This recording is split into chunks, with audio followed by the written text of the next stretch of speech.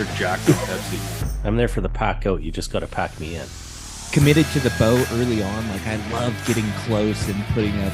You cover a range of stuff on here too, right? Like We call this the THP World Headquarters. You know, my grandpa Roy Weatherby. I came into like that golden little pocket where there was like 4 or 5 different bowls. Just You're Canadian? We're doing a Canadian podcast? My name's Douglas Bode. I'm Robbie Denning. Roy Candy. Long time no talk. Oh man, I tell you, just time seems to fly. You think you're gonna have a couple of these kind of planned out and knocked off, and kind of have a few in queue, and the next thing you know, A couple weeks fly by. a couple weeks fly by, and life just gets lifey. It's like we better catch up here, or we're gonna be behind the gun here before spring and summer come, and everybody's busy even more so at that point. It's crazy to add on podcasting on an already busy tinkering, and like I see you've been getting into big time into the bow tuning and indoor, and probably prepping for big time outdoors shoots and all of that. What's There's been so going much on there? to learn, and lots of. I mean, I've been on the horn asking lots of questions too, because this year, Kevin, who everybody's listening to this show, who was the one who started this show, he hooked me up with a wicked deal on a new kind of Target 3D bow, just the Bowtech Reckoning Generation 2, 36 ATA, and I'm loving it. It's I bet. the adjustability in that. Like I love my Hoyt. Don't get me wrong. That's my hunting bow, and I still love that. But it's old school in the way that if you need to adjust your cams and stuff like that, you got shims to deal with. Not the end of the world, but when you start getting into these newer bows, and a lot of the companies are going this way. I'm not with Bowtech, so anything I say is just it's just legit. It's life has been made easy. You can talk about tuning all you want. You can get the information from your buddies and any contacts that you make. But I'm pretty sure I'm like a lot of people until I get my hands on it, till I start having that Allen key in my hands and making the adjustments myself. It doesn't 100% sink in until I'm the one doing it. I understand the process of it, but like actually taking it apart yourself. Yeah. It's nerve-wracking. Or dealing with the issues, right, of right. tuning. And I would presume because it is a target specific bow, it has some very fine tuned adjustments that a hunting setup just doesn't have. I'm still, even today. So, I get basically, I've got new strings on it right off the get go. So I got those from Jordan Harrop at the Bowstring Company. I got to say, and I got a set for my hunting bow too. I got to say, I love it when I put new strings on, regardless who they're from. You measure your ATA, and it is like on spec, and it's just like, it's going to be a good day. Yeah. And then so there was a lot of research done, knowing that I was getting this bow. So I was watching a lot of videos, Paige Pierce, a few other big names, talking to Kevin, a few other people, and kind of learning the process into how to get to that next level, and learning to know what your bow is actually doing mechanically, why it's doing it, and if something's going wrong, understanding what it could be and knowing where to look first, because we're all short on time. So the quicker you can get down to the core issues, the better. So, one big thing that I learned this year was, before getting like my final tune set up, was learning to set my D-loop height for aiming. Yes. Yeah. Setting it high. Yeah. Never understood that until I watched a few videos, and then started understanding cause and effect. And then it started making a lot of sense as to why. So I can't tell you how high to set yours, because your whole stature, everything about you is different than me. So it's literally a personalized thing. It's not hard. It is so easy. So basically, I got my rest on, put on my D loop, just kind of, usually I go kind of burger hole, but usually top half of the burger hole. That's just me with my experience. Generally, I'm mid to up for height of my arrow. It's just the way it is. That's just generally where I start. So basically set my rest there, just tied in a loose D loop. No knock sets, nothing like Yeah. that. This is a movable D loop, so to speak, so that I can put my arrow in. And I've always put an arrow in when you're doing this. I hate seeing videos with people doing this without an arrow. Just don't. Yeah. Just don't. Yeah. Unless you want a new bow. Why take the chance? But basically, just have it set to where you're guessing and pull back with an arrow in, draw a dot or something on your target, and just aim at it or a line and watch your pin movement. It'll go up and down, side to side. And then what you can do and pay attention to how quickly it's doing that, because that can tell you a lot of things about your draw length too, whether it's too long, too short, as to how fast it's going up and down or whether it's going side to side. But if your draw length is set correctly, what you're going to do is you'll pull back, you'll aim at something, watch that pin float. Then your serving that's on your string is served in a certain direction. It doesn't matter what direction it is. So what you do is you'll take your D loop and you'll spin it so it runs up. You can go up and down, but I already know where my spot is for like the bottom level of it. Yep. So I'll do one turn up and just watch the D loop go up, just exactly one turn. Put the arrow in again, I'll pull back and I'll aim at that dot again. And I will keep doing that until I see the pin float slow right down. And you will notice a difference. Once you do it, it's an aha moment, because it's not rocket science. You see it instantly, and you will see it slow down to a certain point. You're like, oh, that's good. And then keep going up. And as soon as you start to see that pin movement start to open get up out again, of that pocket. Yeah. then you're like, okay, now I'm too high. So all you do is wind it back down to where you were. It might be just a turn or two. Just pay attention. And once you have that sweet spot, that's just your angle for your body. That bow fits you right there. And that's your sweet spot.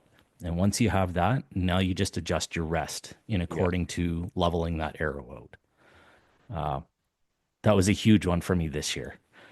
And that's for my hunting rig and my target rig. I haven't had enough time to do it. I've just put on my D loop onto my hunting rig. But I actually haven't gone through that whole process yet. But that's next. I'm just trying to finish off one bow at a time here, especially with bear season coming up.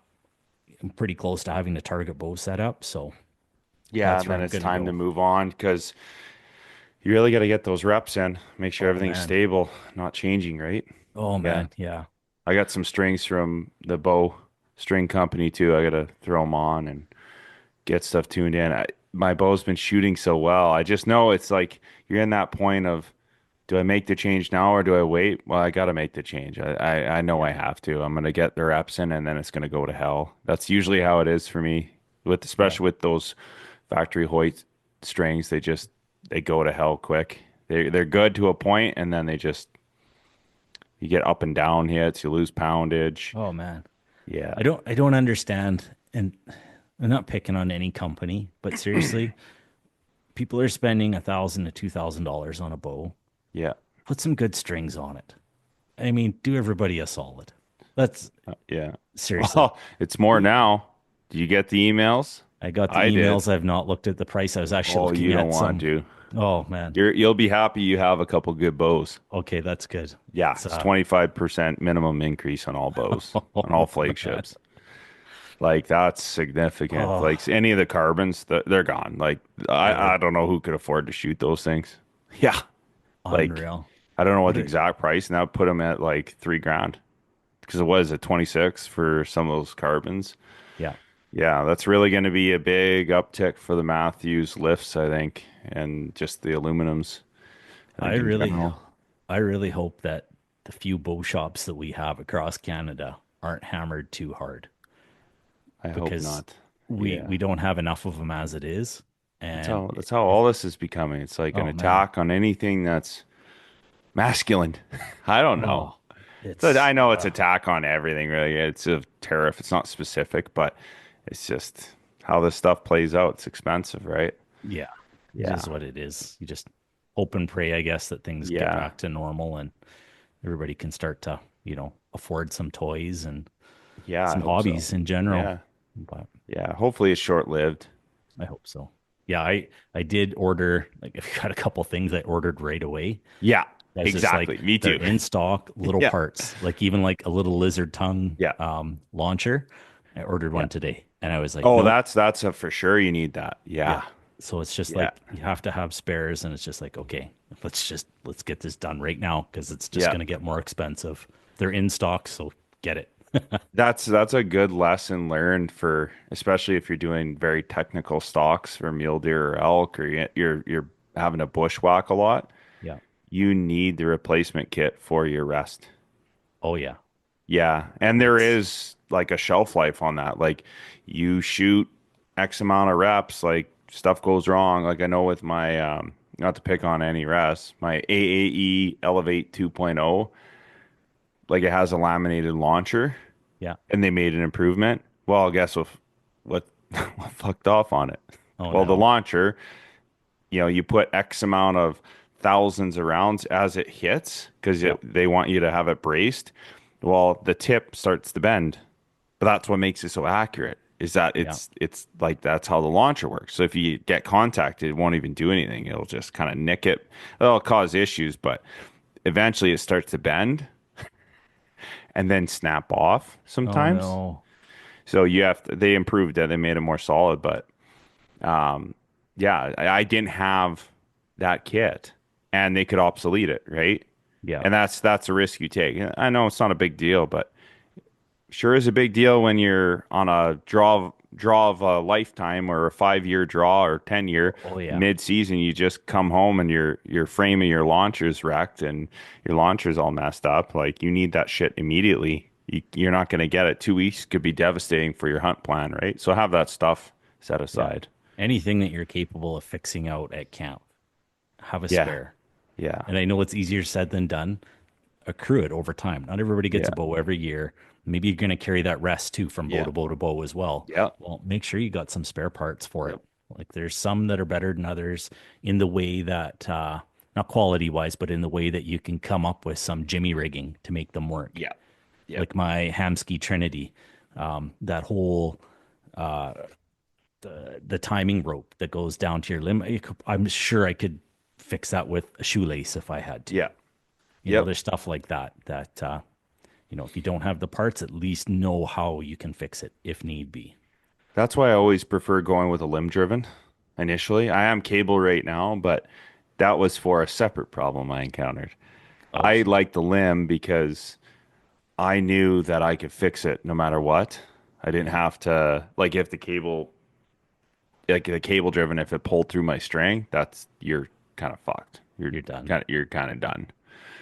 You would be sacrificing potentially damaging your string if you're trying to do it without a press and not at home. That's why I like that limb driven. But then I also noticed that I didn't like that if I had to snap shoot like on a second shot or you bust a mule deer or something really radically fast where you have to shoot something running or moving really rapidly.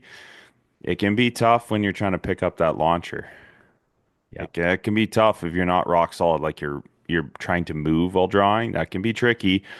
I did have an arrow flip off my launcher once Oh, really? and flick it with my hand as a mule deer's running like Uh, fucking 50 mile an hour.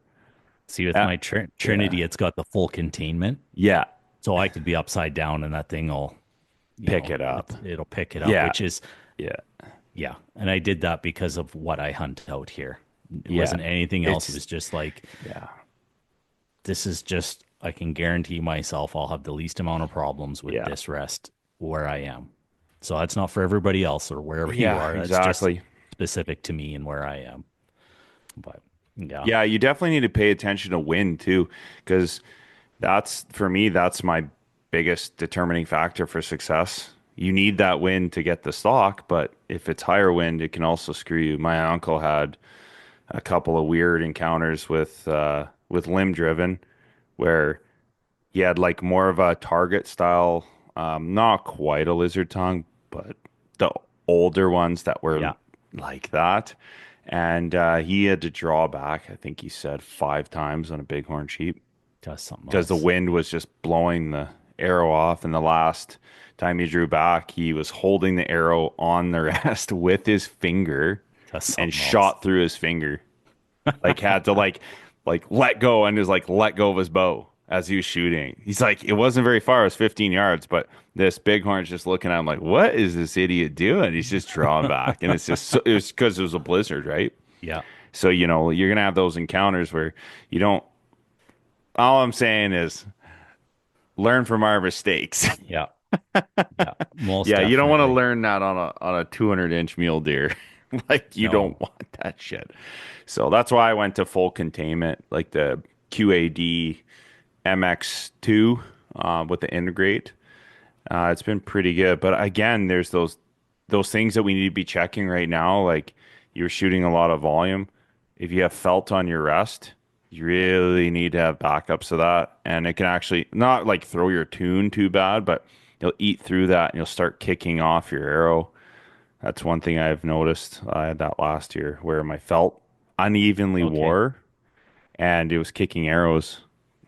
I noticed last year with my whale tail that's on, it's more of a plastic Yeah. that's on there, but the bow wasn't set up 1,000%, Hmm. and it was slightly wearing to the right hand side Yeah. in the groove.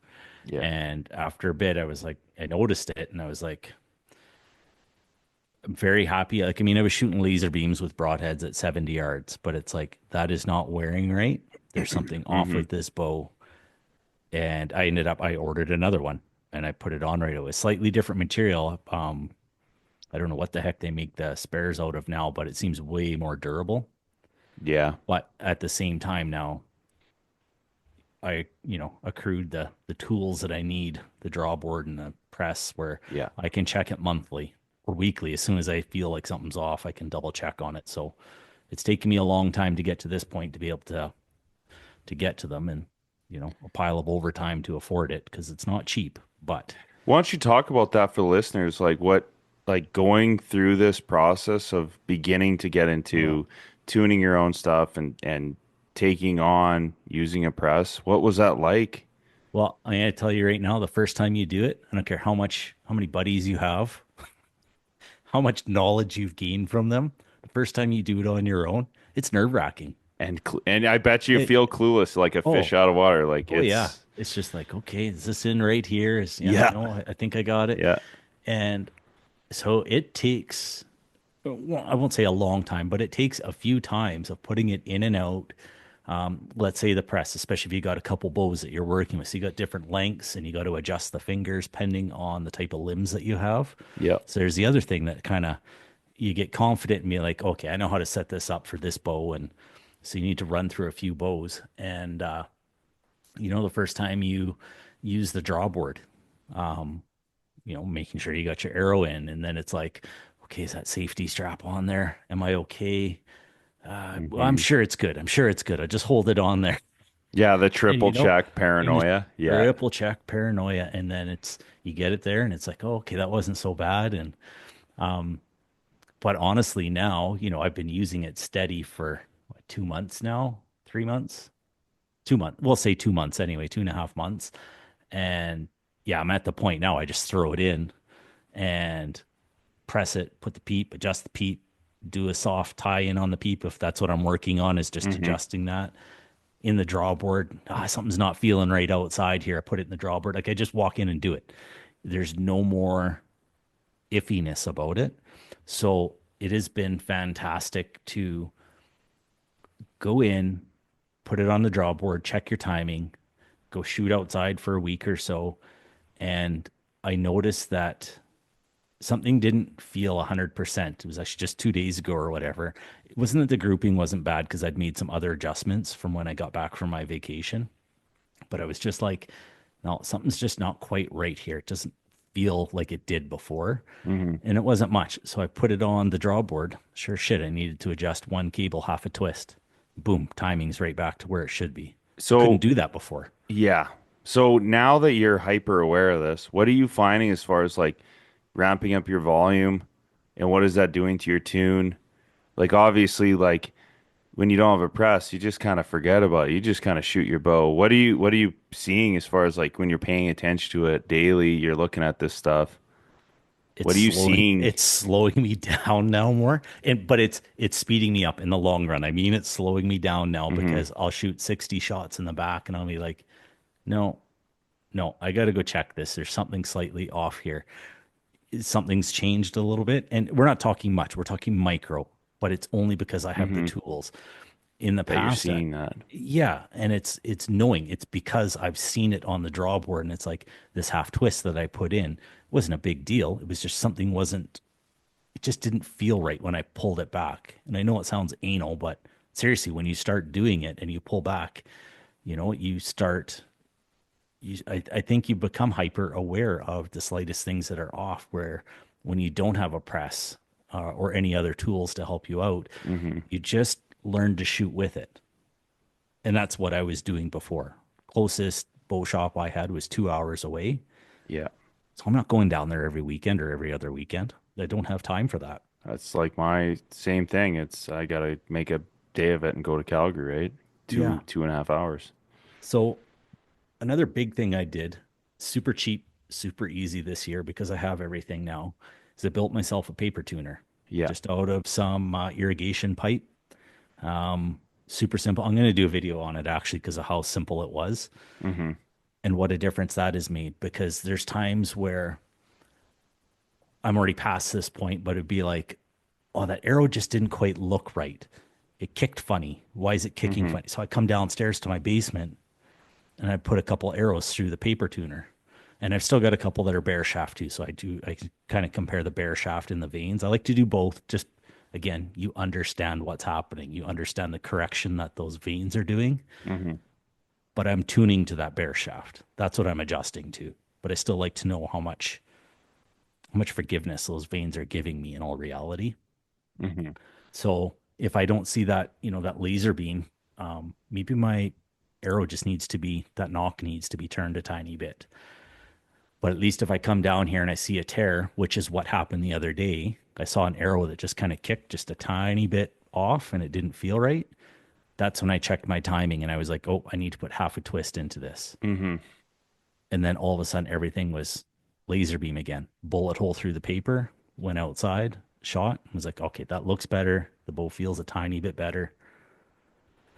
So what are you finding for a nock tuning? Like, that's something that I've always worried about. Like, what point are you differentiating a tune problem with your bow or the nock tune problem?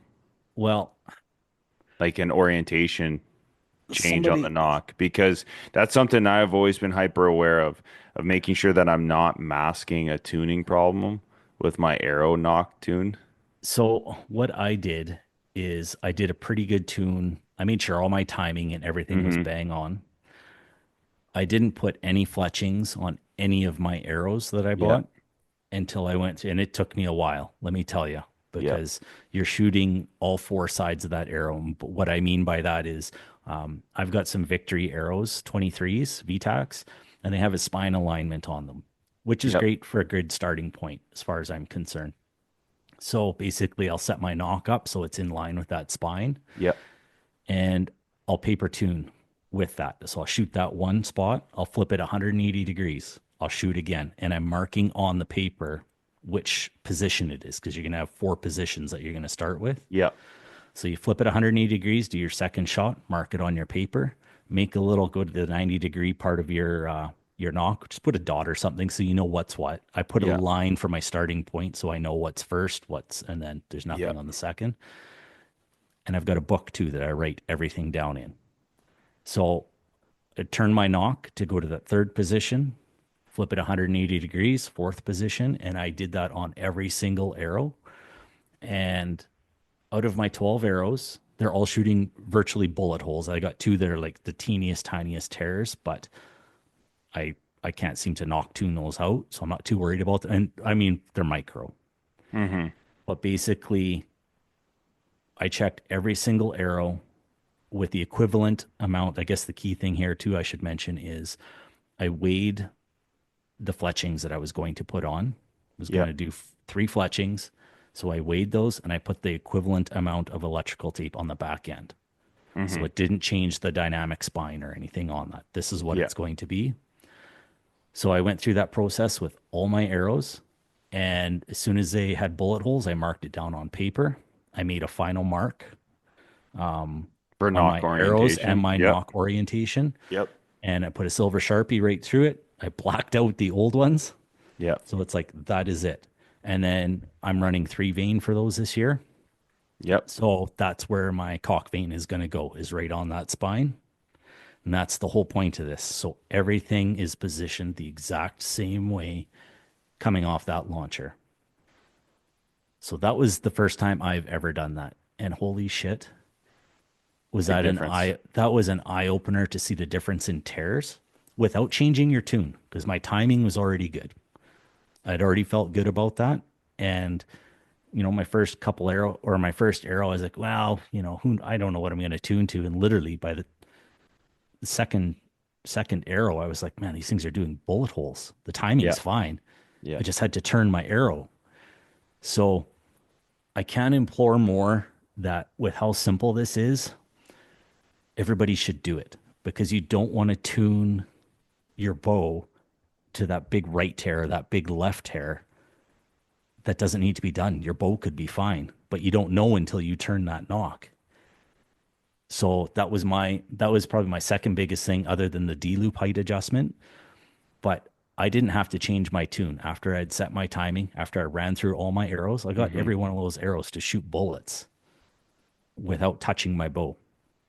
As soon as, and once those were all marked, and I put veins on all of them, and then I was able to go outside and shoot with them. I still have one bear shaft. I'm going to do, after talking to Greg Poole there last year or whatever, I know he likes to keep a bear shaft with him. So he can kind of test if he's out or whatever. He shoots a bear shaft, shoots one with fletchings. So it's always good to have that, just in case, it might tell you if something is out or not, just with your bear shaft versus right beside with shooting alongside with your fletched arrow. So I do have one like that I will be playing with. But that was a huge eye opener, that I could have been tuning an issue. I could have been taking my bow out of tune, basically. Yeah, to accommodate something that you're seeing with everything on the arrow. Yeah. And we're talking a legit, I took pictures of some of this stuff, and we're talking a legit inch tear, one way or another, or inch and a half tear. Turn the nock 180 degrees, half-inch tear. Turn it 90 degrees, bullet hole. Not touching anything else. And it was just like, holy shit. Yeah. And that kind of explained to me, so there's your cause and effect right there. That explained to me why I could shoot my hunting arrows before. And they were flying great. And you throw a broadhead on one, and 3 out of 4 would fly great. And that one would just do a wonky thing, because that broadhead is exposing that weakness in that arrow, because I probably just need to nock tune it. And it probably would have been like bullets like others, but I would set that arrow aside and be like, okay, it's good with field points, but I'm not taking that one hunting with me.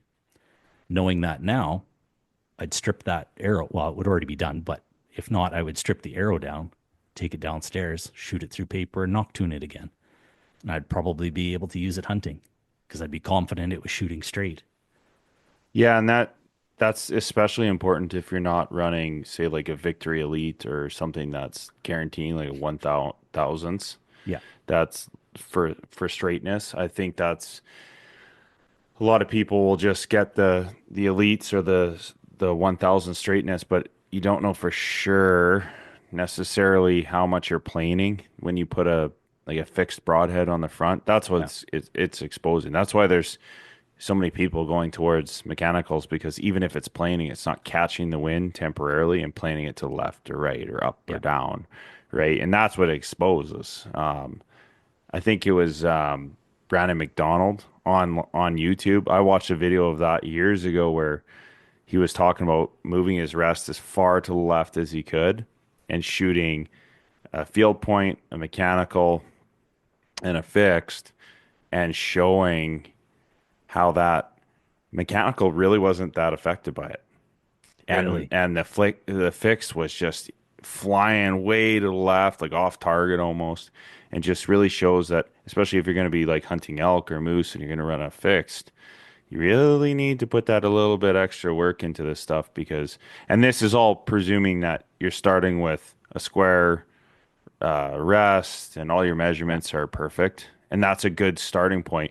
You don't want to, like you were saying, finding the best way to alleviate a problem instead of just masking it with another issue. Because you can get so confused with orientation of like, oh my, I'm messing with my tune, I'm shimming, and I'm moving my rest. I'm doing all these things, Oh, man. and you're just getting out of whack when it's like if your rest is square and your arrow is level, that's a pretty good indication that for the most part, like the bow is set as square as you can, and then you start doing other things instead of moving the rest. I see a lot of guys start moving the rest right away when really they should have probably put in the press or taken it to a bow tack and did something with their cables or do like like the old yoke tuning, Yeah. deal with the old Hoyts, like that type of stuff You instead really of shouldn't have to move your rest that much. Yes, there are micro some. tune. Yeah, There's some micro tuning. We're talking a 16th, a 32nd.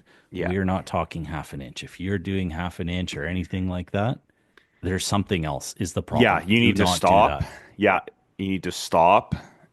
Or like if you're almost maxing your rest out to get rid of a tear right or tear left or something crazy, you need to stop. There's something else going on. Go back to zero, reference, take pictures of it, reference it back to your original set point before you just keep going into no man's land. Because you'll actually hit a point where it's pivoting so hard off that it actually start creating torque on the arrow and start kicking the tune the opposite direction in some cases, just because you're creating a pinch point potentially.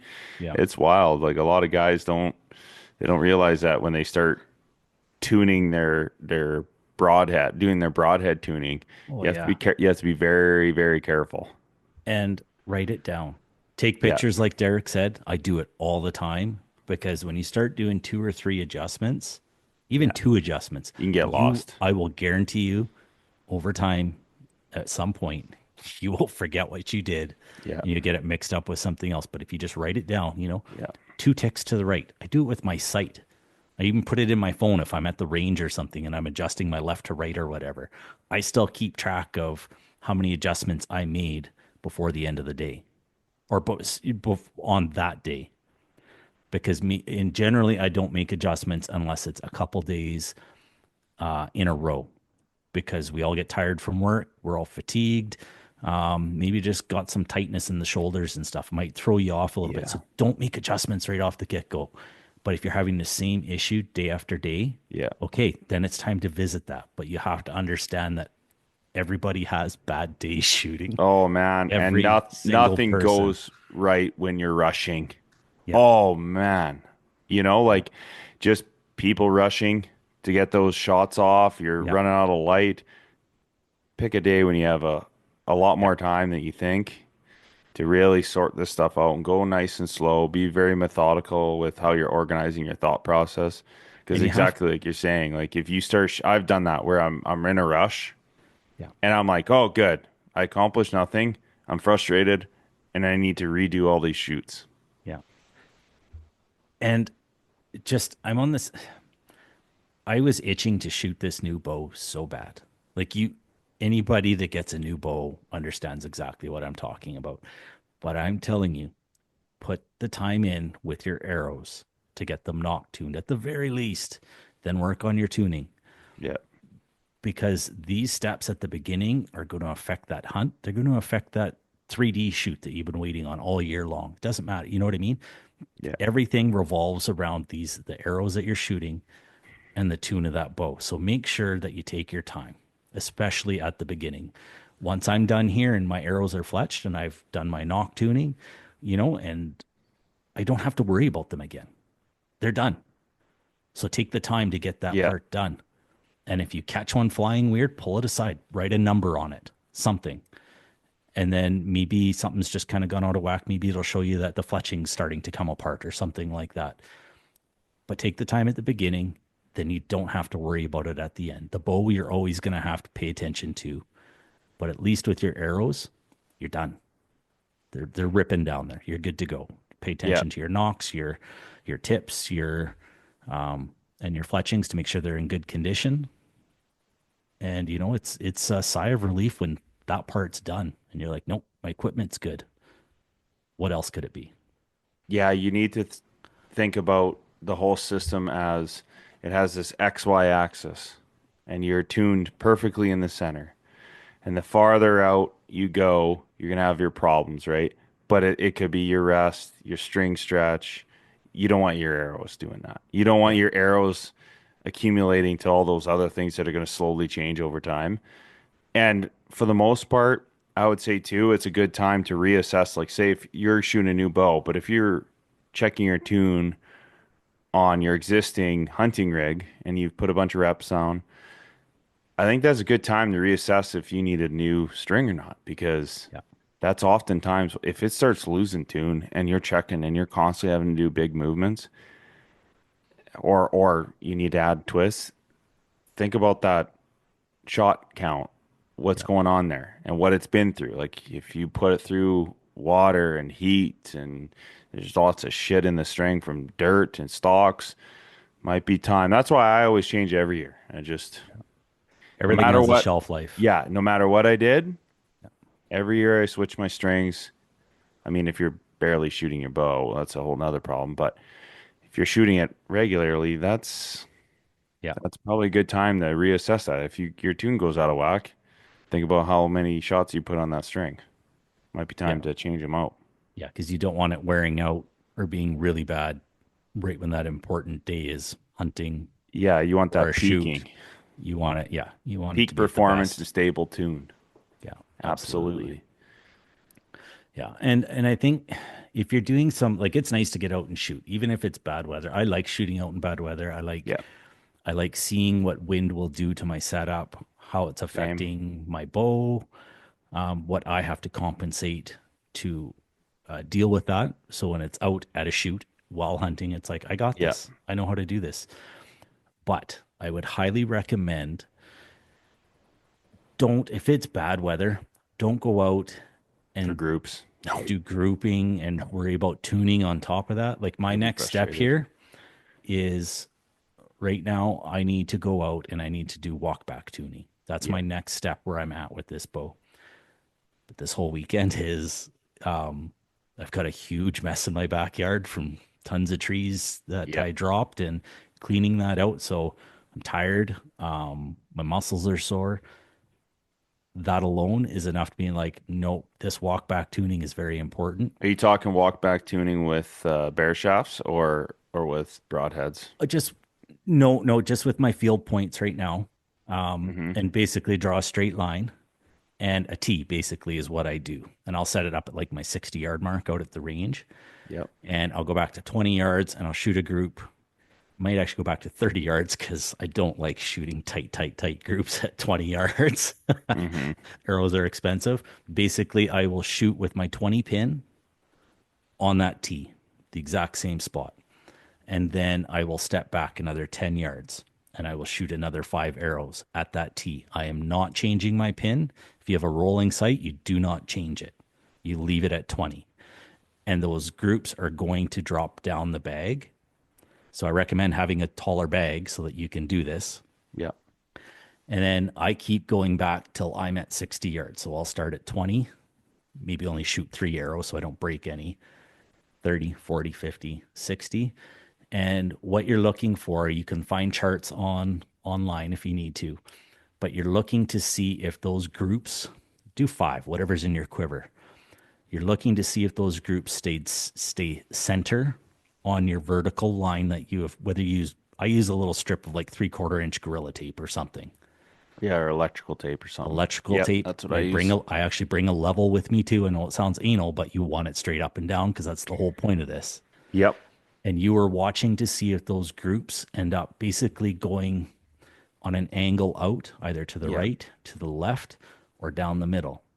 And what that's going to tell you is whether your rest is out a teeny tiny bit. So this is where you can move your rest a teeny tiny bit. And believe me, a 16th or a 32nd, you'd be surprised at how much that will bring those groups into the middle because something's just not quite 100% square there.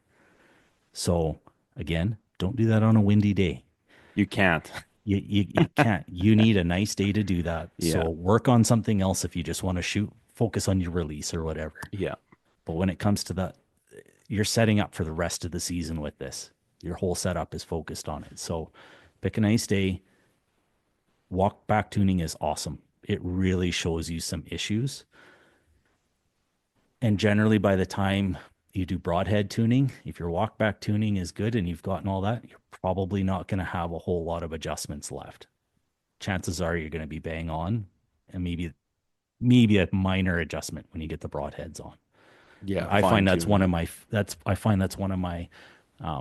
best fine tuning methods right there for myself anyway. I know there's lots of different ways that people do stuff. Do you do anything different, or what do you do? That's what I do. I do a walk back tune with a fixed broadhead because that exposes a lot of issues. And I will fine tune my rest. I'll start at 40. I won't even start with the close stuff. I know that I'm not going to see enough. Where if it's planing specifically, and then I'll start shooting and I'll go all the way out to 70 to 80. And then I'll see if I have a discrepancy, like I'm grouping right or I'm grouping left. I always, like year round, I always shoot broadheads. So I'm one of those psychos. Like I'll have maybe two fields and then a broadhead because I'm always looking for that as like a tune indication. I'm watching that all the time. That's going to pick it up before anything else. Yeah, exactly. Right. And, you know, there is some concerns with wind, but that's the thing. Like if I also think that's a good learning opportunity to see how it's responding in the wind, what my limitations are for my max effective range in certain conditions. But overall, that's what I'm doing. I'm doing a walk back tune. And then I'm also checking, this is specifically something I've always done when I'm setting up a new arrow or I buy a new bow in general. I always do a yard sensitivity test. This is specifically for hunting. So say if I'm shooting at 80 yards, I want to understand my sensitivity to 5 yards in either direction and if that's a kill zone. Because I don't think I tailor my setup around that because I don't think the mind has a very good time holding off pin or pin gap shooting as good as holding dead nuts on the target. But then you're consciously aware of, okay, how many steps do I have before I actually have to hold high? Yeah. So what I'll do is I'll shoot at 80. This is after I've tuned everything. Shoot at 80. I'll step forward and I'll shoot at 80. Step forward 5 yards, shoot at 80. Then I step back from 80 yards to 85 yards and I'll just hold straight on 80 and I'll shoot at 80. And I want to know, is that in the kill zone of my quarry? Like what if I'm hunting elk, is it in that kill zone from top to bottom or moose top to bottom? This is why I've always tended to, depending on what draws I'm foreseeing in the future, I'll tailor my arrow specifically around whichever animal I'm targeting for that year. So if it's mule deer, I want that arrow going faster. Yeah. I want that kill zone tighter. That's either I got to up my poundage or I'm going to a little bit better arrow for flight, flatter. And it's specifically in that 80 yards. Beyond that, I'm always going to have the ability to range. And it's usually you have like getting past 80. I haven't had a shot like that. It's always in that zone of that 60, 70, 80, because that'll give me some built-in forgiveness for if an animal half spooks, they walk out 5 steps. Maybe they're on the move. I've already drawn back. What does that look like? I want that built-in forgiveness just for my trajectory. And I've always done that. So like, say if I'm hunting mule deer, I'll lighten my arrow tip weight to like maybe 100. Obviously, you got to be careful with tune, but I'll set up my arrow because I replace my arrows every year. When you're shooting stuff and arrows get wrecked, it's just part of it. It's nature of the beast. Yeah, exactly. You're going to get new arrows. And when you do that, then I tailor it back to elk. Yeah. So I go back and forth continually. It's a little bit of a pain. I went crazy one year and went to like FMJ's 530 grains, but that was out of my turbo. And I was shooting 285 feet per second. out of a 531 grain arrow. So it's ripping. So I never had problems, but now I'm shooting more forgiving bows, longer axle to axle. You're not getting that horsepower. Yeah. So it's something I've been checking with just how cohesive it is for my objective. Like if I'm hunting and targeting mule deer or antelope, I need to make sure that if they take 5 steps, then I'm in the kill zone regardless, right? So that's what I'm doing. No, that's smart because I know a lot of people, I've talked to a lot of people who do something similar, but it's not that they redoing their builds for their animals, but they don't run with a 20 pin. They start with their 30 pin because they've already done the testing. I think we've actually talked about this too. It's just like check your 20 and 30 because your arrow is going so fast and it's so close at that point. Chances are you don't need your 20 pin. You just got to hold a little low. Yeah. And it's the same, it's basically the same concept is you're understanding that trajectory. And, you know, now you can have those pins farther out depending on the type of sight that you have. But yeah, just understanding that gap. Yeah, you definitely need to understand your default pin, your holy shit pin. Yeah. For me, it's 40. Yeah. I know I'm pretty good out to 50. I'll still hit kill zone on an elk. But that's why I keep I tell people that you got to check this stuff. You have to understand it. Like as much as it's awesome to have a huge heavy hitting arrow, that can be a vulnerability. There's an optimized setup. There's this middle ground where you should be kind of living. You can go a little higher in weight if you need to for different stuff like hunting moose, definitely. But you got to think about what are my realistic ranges going to be shooting at and start tailoring your setups around that. And what you're hunting in. Yeah. Yeah. Oh, yeah, for sure. That's why I changed away from FMJs. I shot at a bear and I hit a limb at 50 yards. And I was just like, if that was an elk, I would have lost it. So now it's like identifying, okay, am I window shooting? Because that's what I'm doing. Thick timber, I have to shoot. I'll tell you, my first kill with a bow was a mule deer at 40 yards. And holy shit. Talk about one of the most technical, still to this day, one of the most technical shots I've ever had to take. Right away, I knew I just had to account for hanging limbs, and I had to crouch down to where my cam was almost on the ground. That's something else. Like I was in a full, like my ass was on the ground, crouched, and I just shoot under a tree through a pocket of timber like this. That's my, it had to thread the needle at 40 yards. I made the shot. I shot him right in the top of the heart.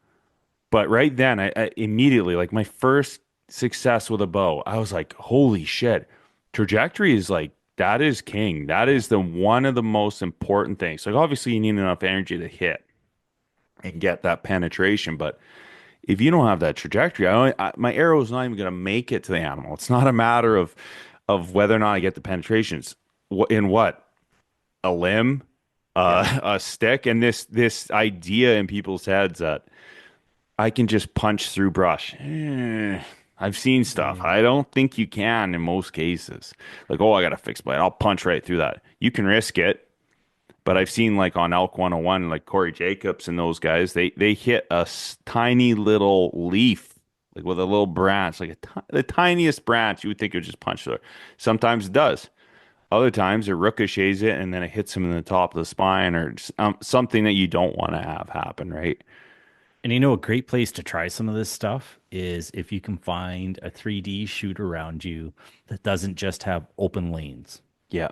It's a little more realistic, you know, like they purposely put stuff in the way or target so that you have to kind of shoot stuff, you know, in a way, because it can be expensive. It can be expensive. But we ran into this last year because I was experimenting with different weights because I was running the gold tip Hunter Pros and I had that fact weight system and I did an experiment and I bumped up from, forget what I was shooting. I think 470 or something like that grains per arrow. And I went up to, I think it was 510.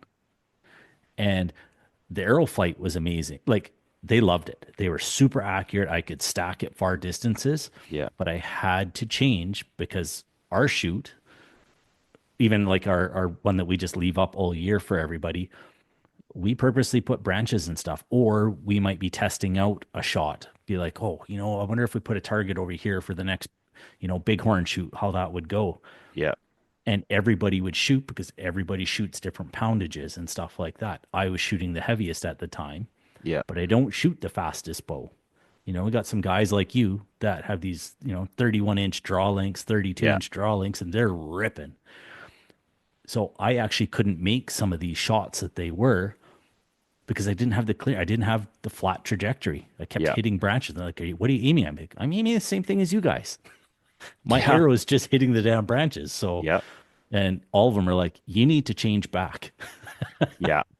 Because it was totally doable shot, but it was crazy to be like, okay, well, I hunt just down the road here and it's the exact same terrain. Kind of brush. Yeah. So it's exactly like what you're saying there. Yeah. Really pay attention to what you're going to hunt because bringing out those heavy hitters, you know what? They serve a purpose. They do a good job. But if you can't get it to the animal, well, then it's kind of useless and a waste of time. Yeah. So accommodate for what you're going to be in. So what are you using this year? I'm still using those Hunter Pros. I have dropped down to, I think I'm at 460. I think I'm at 460 grains. I played around with it a little more. I dropped it down, dropped it up, and I'm really liking the flight in those ones for my hunting setup. Yeah. So, and I'm running a 4-fletch. What veins? Right now, I am running the the Maxes, the A Max, Hunter Max. The Hunter Max, yep. They're loud. I'm hoping on switching and trying out those Super Saber veins. Yeah. But I was having some issues getting them to stick to the shafts. So I've made some phone calls and I've got some info as to how to get them to stick better. Could have just been my glue is just a little on the old age. So I got a brand new tube of glue and all that kind of stuff. I will try again, but I'm not at that stage yet because I haven't nock-tuned all those arrows. All those arrows are getting stripped that I was using before. And I'm going to go through the whole process of all those arrows. It is so much work. Yes. And I'm dreading it. And that's why I'm going back to, I'm trying to finish off a bow so that while I'm doing this nitty gritty stuff in my basement, I still have a bow I can go shoot outside at actual targets instead of paper. So I'm hoping on running Super Saber veins. They're supposed to be, I've shot some shoots with some guys who have been using them. Super quiet. Mm-hmm. Like I like them, but I can't like them fully yet until I can get them to stick. Until you can get them to stick. Yeah. That's a good way to pull all your hair out, go extra gray, lose your shit. I had the same thing. Yeah. So it'll be one of those two. I already know as much, even though they're noisy, the Max Hunters, my arrows fly so nice with them. Like laser beams at 70 yards. I can't complain. And it's like, I'm not worried about sound at the moment. I got to hit some animals first and get those opportunities there. And if they start jumping string or jumping the shot, okay, well then I can think about it. But until I'm at that point, I'm not worried about it. But we'll see. It'll be one of those two. I am interested in the quieter ones though, because I have seen them in action and they're pretty nice. But I just can't get them to stick yet. That's all. Are you doing helical? Yeah, I think I've just got a cheap. I got to upgrade to OMP or a Blitz. That's what I'm running. Big. Yeah, I like yours. Yeah, it's pretty handy. Mine does the job. It's just a Bonning Pro. I don't know. It's a red plastic one. I can do quite a bit with it. If I had to guess, I think I'm sitting at right around 2-degree helical. Yeah. Nothing crazy. They just seem to like it. I would like something that's not plastic, just a little more durable. The glue sticks to it over time, so you got to scrape it off. And then it's like, oh, am I changing the clamp a little bit because I'm scraping glue off it? And so, but I mean, I've fletched a lot of arrows with it, so I can't complain about it. It's done a good job, but we'll see. I may go from, if I stick with the Max Hunters, I'll stick with 4-fletch because I already know how those work. Yeah. I go to the Super Saber. Um, they're supposed to be better, straight from the guy who made them in 3 fletch. Yeah. So I think I'll go with his recommendation and use 3 fletch. Do you know why that is? I can't remember. I watched some of his videos and stuff, but I know I'm going to ask you, why is that, Derek? Because I know you do a lot of this stuff Yes. with Big with the things. windmills, with the Yeah. big blades. Big stuff. It's just easier to balance. Okay. You don't have as much prevalence of off balance. That's why typically you don't see props that are 4 because it's economically better and you can get things to be more balanced. That Just makes a how lot the of sense. like thrust and force is translated kinetically into rotation. It's just overall more efficient and you have less potential for because you're thinking about you have 3 inputs versus 4, and then the 4 have to be exactly centered to each other Yeah. to be within balance in alignment. So yeah, makes sense. that's why that's like straight up. It's pretty well known engineering wise, but That's awesome. How about yourself? What are you doing for vanes and setup this year? yeah, I'm tailoring it around obviously elk, but I might get an antelope draw, so I'm kind of a little concerned, but Is this a points thing for you? Like yeah, you're getting up there? I'm getting up there. I have 30 something percent chance Okay. for antelope. Depends though. It depends on how many applicants are in there. So I could get it. Yeah. Until I see that priority tick down, I'm not holding my breath, but I'm probably going to be in that 460, 461. I might push it to 470 with like an outsert. Okay. Easton has their match grade titanium or steel outserts. I might do that to bump the weight up. See what the spine does. I might have to push to 250s. I'm right on that line at 250 and 300s. I do like I know a lot of people like to run stiffer, and that's in the safety zone, but I like a little bit of flex because I've noticed that it's just a little bit more accurate downrange. Okay. At like 100 yards. Not that that matters. Like I'm not, like I say, I've never shot. It's all 40-yard shots. Most of my stuff, or closer, like crazy close. But Yeah. it just doesn't matter. I think well, it matters. I just think though that you need to have an optimized setup. I think that matters more. Yeah. Just make sure you're in the middle of the ground for speed. You're getting the trajectory that you want, and you're still going to kill the thing and get the penetration. So, yeah, I'm running a 300 spine Victory RIP TKO with it's the Elites I'm using the hit insert because I'm running 125 head. I always prefer to have the tip weight as far out as I can for FOC because I'm maximizing my FOC to the farthest point that I can in my actual head. Lots of guys will use like the 50 snap off hit inserts, kind of mix and matching, to be honest. But yeah, that's what I'm doing. The hit insert with a 125, either Grim Reaper or Beast potentially. Grim Reapers have always worked for me though. And then I'm running the 2.6 hybrids, 3 fletch. I'm always 3. I've never done 4 just for sound because I'm tailoring it completely around hunting. They are a little noisy. Doing a helical. I tried the max helical just for whatever reason wasn't jiving with my setup. Just in a round Sometimes I robin. wonder if they spin too fast, especially for you guys with the longer draw weight or draw lengths. Yeah. And you guys throw a lot of speed, and I've always wondered if an arrow can get out of whack by spinning too much. Yeah. Too fast, sorry. Not too much, just too fast. It's funny that you say that because I actually know a lot about that. About like stabilization, front of pressure stabilization, over stabilization, and its effect on aerodynamic flight.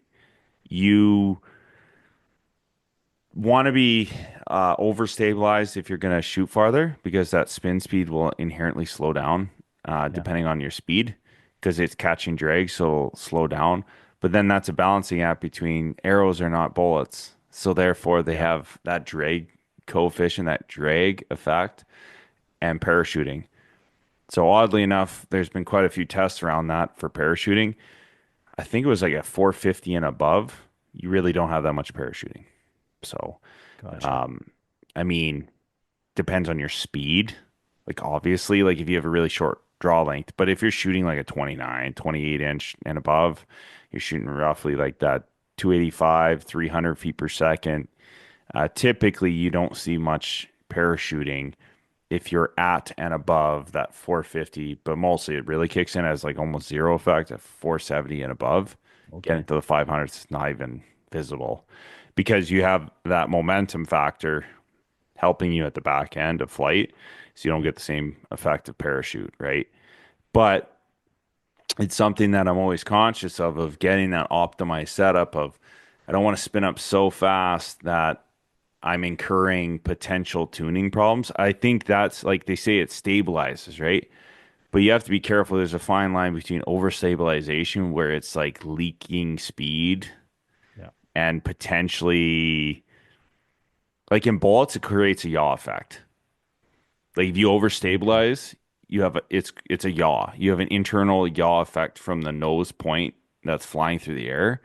And that can cause problems with balance of the object in flight. Makes sense. Yeah, arrows is different because it doesn't have the same drag coefficient, right?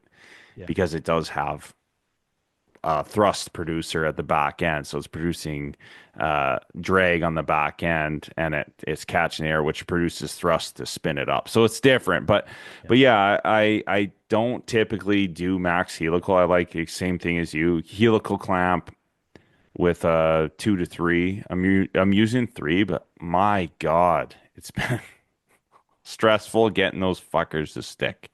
It is frustrating as Yeah. hell. The farther you go, the more you got to wrap it around the shaft. And Yeah. especially if you're using smaller shafts, Yeah. smaller diameter shafts, I think it gets that much harder. Yeah, and especially because I'm shooting those 2.6 hybrid AAEs, 3 Fletch. It can be stressful, that's for sure. It's frustrating at times, even with the OMP, which is a good setup, because then you're having to press down pretty hard, and you have to be careful, right? You're not nudging your arrow forward.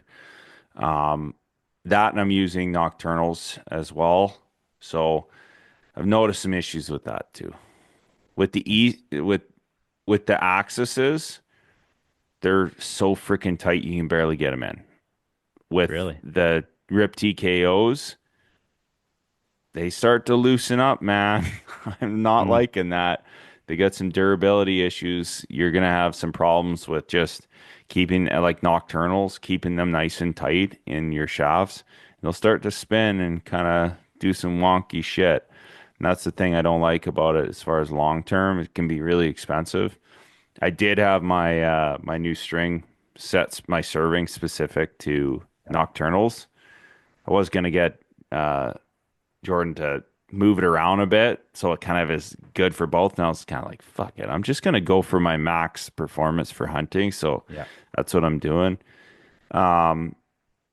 Yeah, I think it worked well for me last year. Like I say, it's tough going away from Blazers though, man.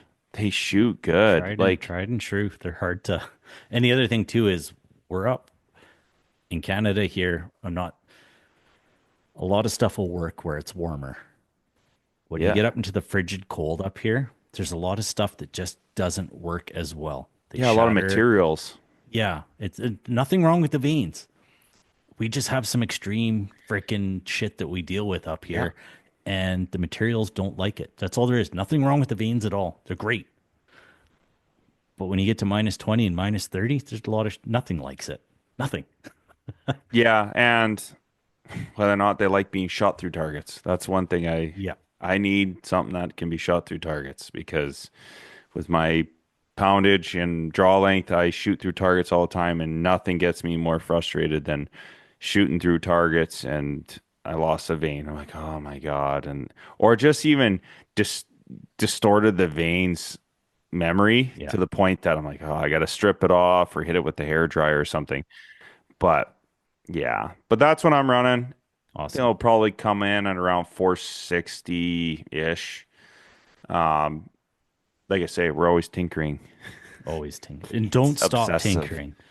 Just No. mark down what you're tinkering with so you can go back to ground zero if you don't Yeah. like it. Write it Yeah, down. exactly. I'm like, I'm at the point where I'm like, I don't like the fucking color of this. This looks stupid. And I'm like, are you really giving a shit that much about it? I'm like, man. yeah, I just don't like it. So I'm like, Yeah. strip it off and I get something else. But yeah, that's what I'm running.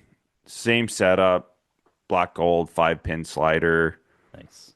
Yeah, I might switch my stabilizers to like a 12 Quattro or the new Hoyt Pro that they just, I don't know if you've seen those. They're like the carbon with That's the spiral cuts just because it's got a nice solid. I don't like shine. That's yeah. Oh yeah, I saw the carbon. new carbon ones. I we'll have to save it for another show. Have you seen the new I was telling Kevin about them. Shrewd. Have you seen their brand new ones? No. Remember when we were talking with Greg Poole and he talked about spine aligning or with your stabilizer? They have a spine too. Yeah. Yeah. Another show because we can talk about it forever. I'm curious as to If it matters even. if Yeah. it matters. I'm curious on his take on it because you know that he's got some connections somewhere Yeah. and he's the one that opened our eyes. So I'd be like, all right, what do you think? So yeah, Yeah. another day for a conversation on that stuff. Yeah, it's funny because if it's randomized, I don't know how much of this shit matters. But if it's structured, it could. It looks could. like it's structured. Dial Yeah. like you'll have to look it up and then get back to me. I haven't had enough time to really dig into it, but there's not a lot of info on it yet either because it's brand new. So it'll be interesting Yeah. to see what comes of it over time here. I just asked our carbon fiber specialist on site. Oh, He's there you like a specially trained person for this type of shit. We'll ask him some random shit. I'm like, hey, what would happen if this was the type of carbon and this amount of Yeah. force and all of this? I'm like, how much is this important? He's like, well, might not be that important. Or yeah, or hey, my carbon fiber limb splintered. What do I need? It's like, use a little of this, shave it off. Like he'll give me like a work instruction. He's great. He knows everything there is to know about carbon. And I'm just like, hey, what do you think about this? I just Awesome. rattle off some info. It's funny. Too good. Too good. Yeah. All right, man. Well, might be enough for one night here. Yeah, and, I think so. We got so much to talk about. We're just getting into the season here. We've all been practicing all winter, but we're tinkering. We know there's new stuff out there to talk about. And shoot us a message, guys, on if you got any questions on, if you're just getting into some of this knock tuning or anything, that as simple as it might be. Man, there's some eye-opening stuff that's just, it's mind-blowing. So DM us or whatever if you got any questions or if you got any topics that you want us to talk about, then and try to keep them in queue and keep things rolling.